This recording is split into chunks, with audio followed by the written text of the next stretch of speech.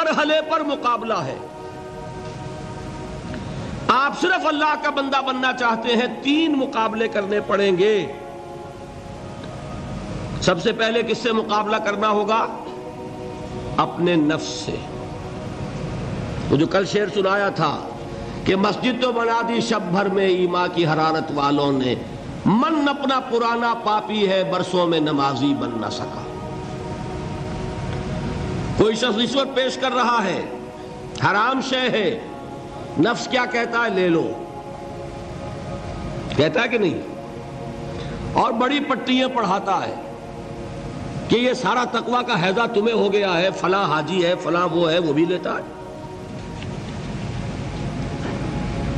اور فلاں ضرورت رکی پڑی ہے, بچے کی فیس نہیں گئی ہے, بیوی کو اتنا عرصہ ہو گیا ساڑی کی فرمائش کرتے ہوئے ساڑی نہیں خریدی گئی ہے. یہ ساری پٹی پڑھائے گا نفس کے نہیں.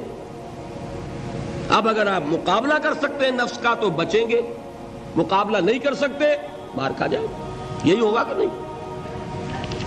اذان کا وقت آ گیا, اذان سن لی آپ نے, لیکن پھر نفس نے کہا ابھی اور سو, آپ نے کروٹ لی اور کپڑا خوب ٹھیک کیا اور غین ہو گئے. اگر آپ اس نفس کے تقاضے کو اس وقت رد کر سکتے, طاقت آپ میں اتنی ہوتی, تو آپ کھڑے ہوتے مسجد کی طرف جاتے.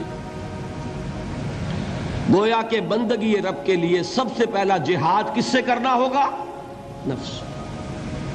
اچھا, نفس اکیلا نہیں ہے, اس کے پیچھے ایک بہت بڑا بدماش ہے, وہ شیطان لعین. وہ اسے اکساتا رہتا ہے, پھونکے مارتا ہے. الذی یوسوس فی صدور الناس, اشتعال پیدا کرتا ہے, پٹیاں پڑھاتا ہے, برائی کو مزین کرتا ہے, بے حیائی کو فیشن کا نام دیتا ہے, ناچ گانے کو وہ کلچر کا نام دیتا ہے. یہ سارا کچھ کر رہا ہے. تو اگر شیطان سے مقابلہ نہیں کر سکیں گے تو اللہ کی بندگی کر سکیں گے؟ تیسری چیز, معاشرہ بگڑا ہوا ہے.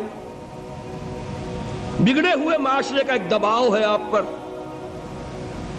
یہ بالکل ایسے جیسے ایک ہجوم ایک طرف جا رہا ہو تو ادھر جانا آسان اور مقابلے میں جانا بہت مشکل, زور لگانا پڑے گا نا. تو معاشرے کا رخ کچھ اور ہے, آپ کا رخ کچھ اور ہے. معاشرہ نہ خدا کو جانے نہ رسول کو جانے. آپ چاہتے ہیں اللہ اور اس کے رسول کے حکم پہ چلنا, کشمکش کرنی پڑے گی کہ نہیں؟ بہت پیارے ہیں وہ مصرے, زمانہ بات و نہ سازت تو با زمانہ ستیز. زمانہ تمہارے ساتھ اگر موافقت نہیں کر رہا, زمانے سے جنگ کرو. اور بے غیرت اور بے حمیت اور بودے اور بزدل اور کچے لوگوں کا اصول کیا ہے؟ زمانہ بات و نہ سازت تو با زمانہ بے ساز. زمانہ تمہارے ساتھ موافقت نہیں کرتا, بھائی تم زمانے کے رنگ میں رنگے جاؤ. آسان راستہ کون سا ہے؟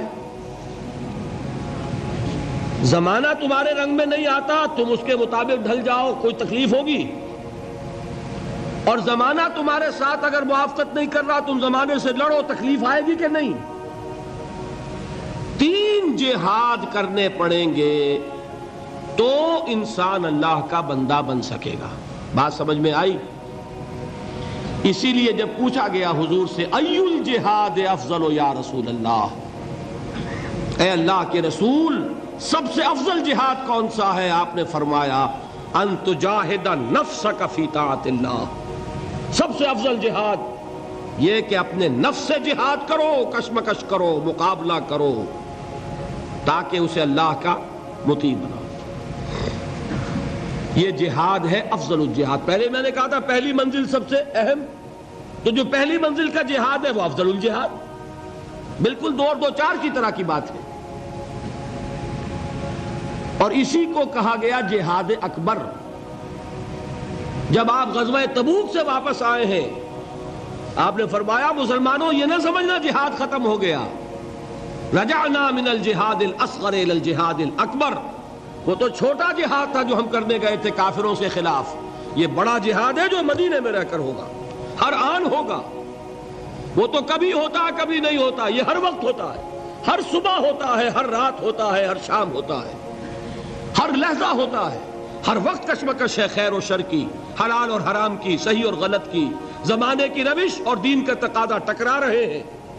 آپ اگر اس راستے پر پہلا قدم رکھیں ایک عزم کے ساتھ تو ہوش ٹھکانے آ جائیں گے، دن میں تارے نظر آئیں گے، 14 طبق روشن ہو جائیں گے کہ دین کا نام لینا آسان ہے، چلنا بہت مشکل ہے۔ چمی گویم مسلمانم بے لرزم کہ دانم مشکلات لا الہ